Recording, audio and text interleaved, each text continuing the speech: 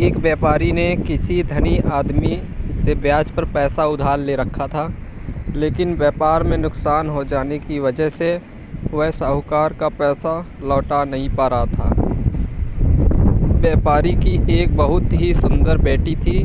साहूकार बड़ा कुटिल था। उसने सोचा कि व्यापारी पैसा तो वापस कर नहीं पा रहा है, तो इसकी परिस्थिति का फ़ायदा उठाया जाए।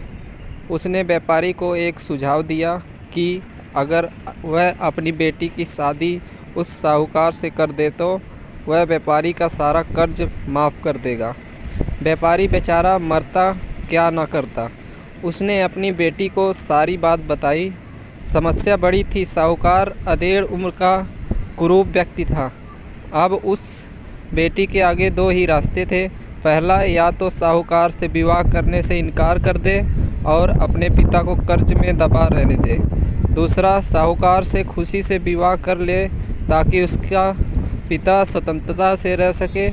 लड़की ने साहूकार के आगे एक शर्त रखी कि साहूकार एक थैला लाए और उसमें दो गोलियां डाले, एक सफ़ेद रंग की तथा दूसरी काले रंग की। इसके बाद लड़की उस थैले से आंख बंद करके कोई एक गोली निकालेगी। गोली अगर काली निकली तो लड़की साहूकार से विवाह कर लेगी और उसके पिता का कर्ज माफ़ कर दिया जाएगा। साथ ही अगर गोली सफ़ेद निकली तो भी पिता का कर्ज माफ़ किया जाएगा, लेकिन लड़की साहूकार से विवाह नहीं करेगी। साहूकार तुरंत बात मान गया और जल्द ही एक थैला लेकर आ गया।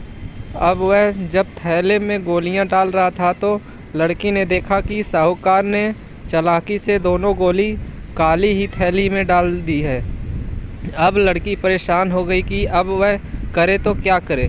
साहूकार का भंडा फोड़ भी दे तो भी वह दूसरी किसी चाल में उसको ज़रूर फंसाएगा।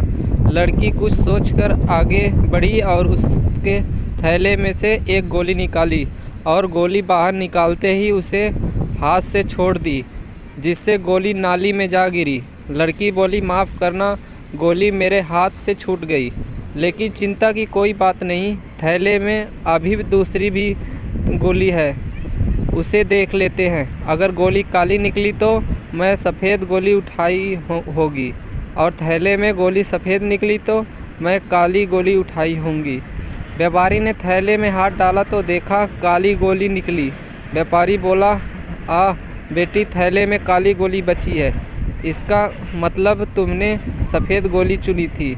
साहूकार बेचारा बोलता भी क्या, अगर बोलता तो चोरी पकड़ी जाती।